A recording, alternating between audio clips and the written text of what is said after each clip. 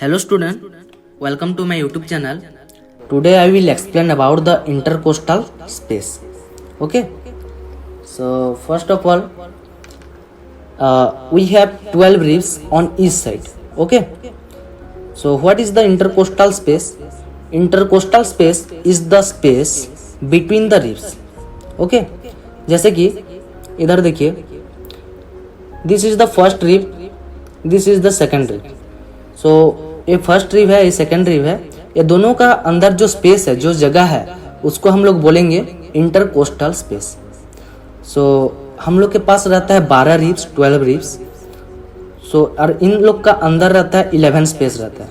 सो उसको हम लोग बोलेंगे 11 intercostal space. Okay. And there are 3 muscular layer in each intercostal space. 3 muscular layer रहता है उस इंटरकोस्टल स्पेस के अंदर. ओके. सो मैं आपको दिखाता हूँ कौन कौन सा लेयर है. Here this is the external intercostal muscle और the outer layer. Okay. It is the outer most muscle of the intercostal space. ये सबसे बाहर वाला मसल लेयर है इंटरकोस्टल स्पेस का. Okay. So here you can take a screenshot of this. origin of the external intercostal, that is the lower border of the ribs. Ribs का lower border से निकले रहता है. इंसर्शन क्या रहता है? Upper border of the ribs रहता है. Okay. So after that second muscle is the this one, जो कि internal intercostal muscle. So this is the middle layer of the intercostal space and origin and insertion is the same. Okay. And the third one is this one, innermost intercostal muscle. It is the thinner innermost layer of the intercostal space. ये पतला सा layer रहता है, पतला सा layer of muscle रहता है जो कि पूरा अंदर पे रहता है. ठीक है. And this one is the origin and insertion. इसका भी ओरिजिन एंड इंसर्शन सेम है. ओके. सो अब चलते हैं एक्शन मसल के. ठीक है. The internal intercostal bring the ribs down during the expiration. Okay. The internal intercostal means जो अंदर का है, यह मसल क्या करता है? हमारा रिब्स को अंदर की तरफ खींच लेता है. किस समय? एक्सपिरेशन के समय. ओके. जब हम लोग हवा छोड़ते हैं बाहर पे, तब रिब्स को अंदर घुस लेता है. ठीक है. Whereas the external intercostals lift or elevate the ribs during the inspiration. जब हम लोग सांस लेते हैं उस समय ये एक्सटर्नल इंटरकोस्टल मसल क्या करता है? लिफ्ट करता है, means elevate the ribs. Okay. Inspiration के समय लिफ्ट करता है. And in next point, in between the middle layer and the inner layer. Middle layer means what? This is internal intercostal muscle is the middle layer and the inner layer is the innermost intercostal muscle. Okay. So these two layer is the middle layer and inner layer. So where we can found the neurovascular bundle. Neurovascular bundle हमको कहाँ मिलेगा? Middle layer and inner layer के बीच पे मिलेगा. Okay. सो इस diagram पर देखिए. Here neurovascular bundle क्या है? Neurovascular bundle means a bundle in which vein, artery, nerve are present in a strict order from the top to bottom. आप इस डायग्राम पर देखिए, जैसे कि ऊपर पे क्या है? वेन है, उसका थोड़ा नीचे क्या है? आर्टरी है, उसका नीचे क्या है? नर्व है. सो ये सब स्ट्रिक्ट ऑर्डर पे रहेगा. Vein, artery, nerve. Okay. So इसको हम लोग बोलेंगे neurovascular bundle. Okay.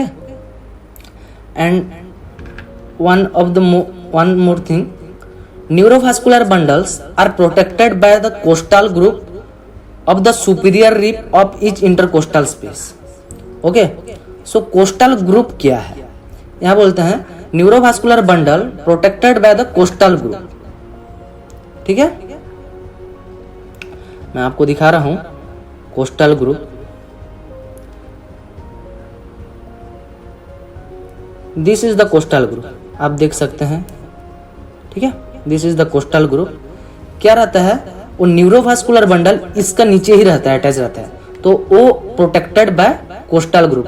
Coastal group का फंक्शन क्या है, ये प्रोटेक्ट करेगा किसको, न्यूरोवास्कुलर बंडल को, okay. And it is located between the internal surface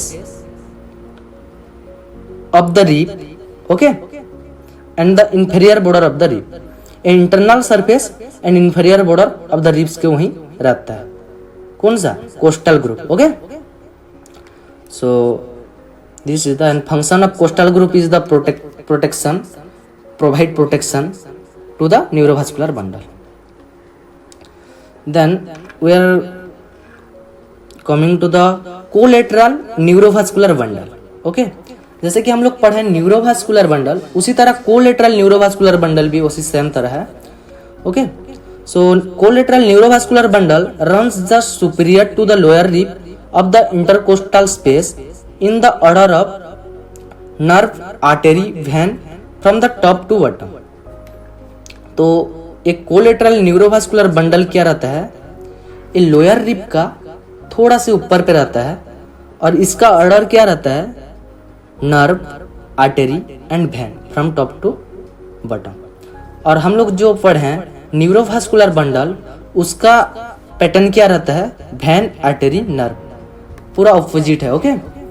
so और न्यूरोवास्कुलर बंडल कहाँ रहता है, अपर रिब्स का नीचे पे रहता है, ठीक है। और कोलेटरल न्यूरोवास्कुलर बंडल कहाँ रहता है, नीचे वाला रिब्स के थोड़ा ऊपर रहता है, ओके। एंड हम जब नर्व्स के पास जाएंगे, नर्व्स पढ़ेंगे, so the intercostal nerves and vessel runs just behind the internal intercostal muscle. So ये नर्व्स एंड वेसल कहाँ रहता है, जस्ट इंटरनल इंटरकोस्टल मसल के साइड से जाया रहता है, ठीक है।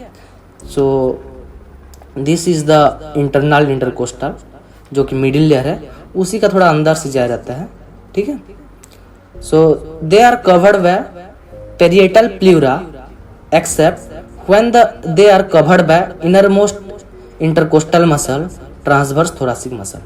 सो जैसे कि इसका अंदर से जाया रहता है वो वेसल एंड नर्व सब। सो ये मिडिल लेयर है, तो इसका पीछे जाया रहता है उसका part, intercostal nerves and vessel. So that is covered by parietal pleura. So look at the diagram here, parietal pleura का बताया है, ठीक है। And inner most intercostal muscle, ये सबसे वो अंदर से क्या रहता है, कवर्ड रहता है।